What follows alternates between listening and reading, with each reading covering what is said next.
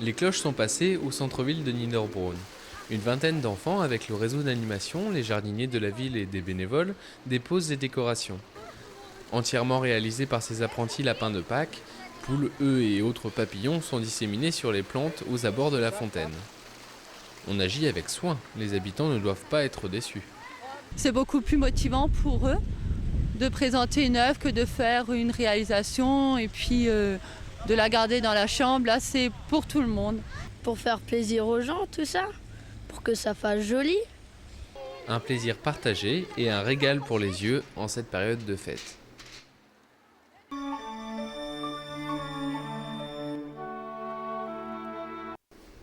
Pendant les vacances scolaires, pour la 9e année consécutive, l'opération Collège ouvert à Reichshofen a attiré près de 40 jeunes volontaires. Séparés en 4 ateliers, chacun y trouve son intérêt. Comme atelier, il y avait multimédia, VTT, il y avait la communication et il y avait aussi artistique, art plastique quoi. Une semaine sous le signe de la tolérance se terminant par la réalisation d'une exposition au sein même de la mairie. Sculptures, dessins, photos et mots d'auteur se mêlent dans le hall. Une page interactive complète cet ensemble documenté. On a fait des recherches sur internet, sur Belfast. Il y avait pour le Cameroun, il y avait Irlande, Berlin et voilà. Malgré un budget plus restreint que les années précédentes, l'opération est une vraie réussite. Tous les sens sont mis en éveil.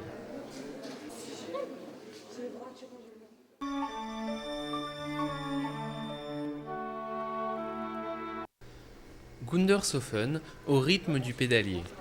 L'association de la pédale de l'Est organisait une rencontre de jeunes interclubs. 3 épreuves au programme. Une boucle de 750 mètres, des sprints en départ arrêté sur 60 mètres et un gymkhana, parcours d'équilibre et d'habileté. Environ 50 participants dans l'après-midi, conséquence d'une météo peu disciplinée. Cela n'empêchera pas les meilleurs de récolter quelques trophées en vrais professionnels.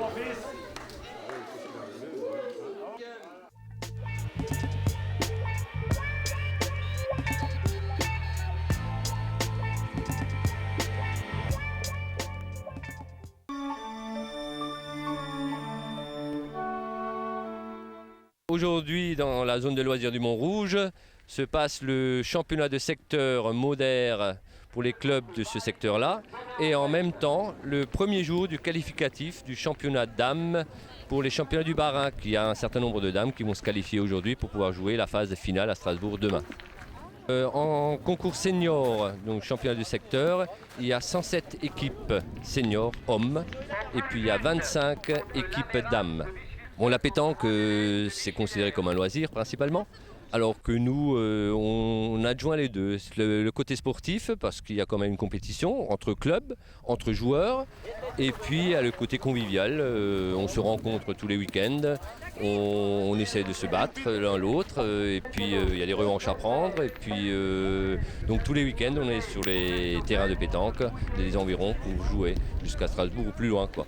Le loisir, c'est plutôt les concours régionaux du dimanche. Mais le samedi, c'est réservé à la compétition. Donc aujourd'hui, on joue en doublette, c'est-à-dire 2 contre 2. Donc chacun a 3 boules dans les mains. Elles ont un certain diamètre quand même, un certain poids également. Donc le minimum, c'est 650. Le maximum, c'est 800 grammes. Et la dimension, c'est de 72 à 80. On s'entraîne régulièrement ici sur le terrain, principalement le mardi et le vendredi, mais dès que le temps sera plus clément, on verra jouer presque tous les soirs les gens. Bon là, de l'entraînement réel, on ne peut pas le considérer comme un entraînement comme au foot, et ainsi de suite. C'est des parties amicales, des joutes amicales, mais où on essaie de faire des choses qu'éventuellement on risque de rencontrer au niveau de la compétition même, quoi, pour ne pas avoir trop la frousse, quoi. La pétanque, c'est le stress. C'est la peur de perdre, tu as un adversaire en face, chacun des boules, c'est pas comme au foot où il faut courir, ici c'est plus stressant, surtout lorsqu'on arrive au bout, dans les phases finales. Il n'y a pas de recette miracle, évidemment, il y a des jours avec, il y a des jours sans, mais on peut battre tout le monde, il suffit qu'on ait un jour avec et que l'on emploie un petit peu ces recettes particulières, quoi, par rapport à ceux qu'on considère les gros bras, ceux qui tirent tout, quoi. Puisque à la pétanque, le point c'est quelque chose, mais le tir est beaucoup plus spectaculaire, disons, que le point.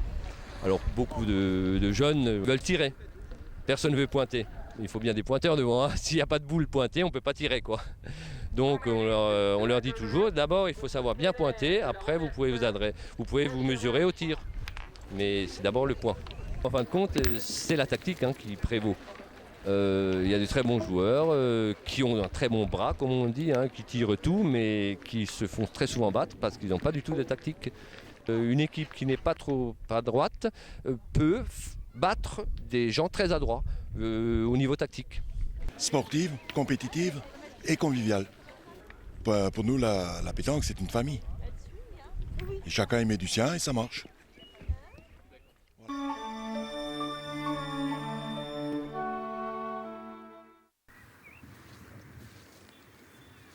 Les Hauts de Niederbronn, qui sont encore un endroit bucolique où on a beaucoup de variétés de fleurs et beaucoup de variétés d'orchidées. En ce moment, donc fin avril, parmi les primes verts, on trouve l'orchis mâle. On la reconnaît à ses feuilles tachetées. Certaines ne le sont pas, bien sûr, mais la plupart ont des feuilles tachetées. Une tige très longue et les orchidées, donc l'inflorescence, un épi avec de nombreuses fleurs violettes à l'extrémité. Alors chaque orchidée a pratiquement son histoire. Celle-ci s'appelle mâle parce qu'en dessous, il n'y a pas de racines, il y a 2 tubercules, 2 oignons qui ressemblent à des testicules, d'où son nom, donc d'orchis mâle. Et autrefois, on pensait même qu'elle avait des vertus aphrodisiaques. Un milieu qui est propice aux orchidées, c'est une pelouse bien ensoleillée et en plus préservée parce qu'on la fauche tardivement, ce qui fait que les fleurs peuvent se reproduire et terminer leur cycle, donc facilement s'épanouir, et on les voit donc de très loin. Tout près de Clairjoie, pour les habitués de Niederbronn, et ici pareil, on a une autre espèce d'orchidée qui ressemble à l'orchis mâle, mais cette fois-ci il s'agit de l'orchis bouffon parce qu'elle a l'habitude de changer de couleur. La plupart sont violettes, mais on trouve des blanches, on trouve des vertes, enfin toute la panoplie entre le blanc et le violet. On la reconnaît toujours parce que sur le label, il y a des petits points rouges. Et elle ressemble donc à l'orchis mâle. Cachée parmi la végétation et les autres orchidées, une orchidée très rare. Je vous la montre ici. On l'appelle l'orchis brûlée. Encore une orchidée qui n'aime pas donc les dérangements, les fauches trop précoces et qui aime les sols qui sont restés nature. Pas de pesticides, pas d'herbicides, pas de fumier. Elle ne supporte rien. Ces belles fleurs, vous ne pouvez pas les arracher ou les transplanter dans votre jardin. Elles sont en effet mycorhiziques, c'est-à-dire elles vivent en symbiose avec des micro-champignons. Et ces micro-champignons, on les trouve ici dans le sol et n'existent pas et ne peuvent pas survivre dans votre jardin. Encore une autre orchidée qui fleurit en ce moment, l'orchis pourpre, ici. Pourpre parce qu'elle est rouge. Moi, elle me plaît beaucoup celle-là parce que j'ai l'impression que c'est une bonne femme avec sa jupe blanche ponctuée de rouge et une coiffe rouge sombre. Et toutes ces petites bonnes femmes font la ronde autour de l'épi. Souvent la botanique est un art très ardu. On dit souvent que c'est l'art d'injurier les plantes en latin. Mais beaucoup de gens sont venus à la botanique grâce aux orchidées. Ils se sont passionnés pour ces fleurs et petit à petit s'intéressent à l'ensemble des fleurs qui habitent les stations des orchidées. C'est un véritable spectacle, c'est une féerie de voir ça. Alors si on les cueille, le promeneur qui nous suivra ne pourra plus profiter de ce beau spectacle.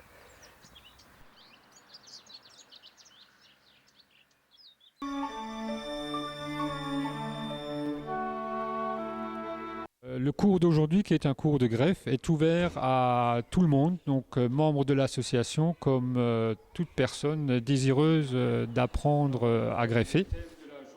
Le but de l'opération, c'est aussi de permettre à tout le monde, toutes les personnes présentes, de se faire la main, tout en sachant que ça ne s'apprend pas du jour au lendemain et qu'ils peuvent profiter un petit peu de la présence d'un moniteur de la fédération pour avoir vraiment la technique et pour se faire corriger directement. On coupe le porte-greffe à peu près 20 cm, puisque le point de greffe doit se situer environ à 10 cm au-dessus de la terre.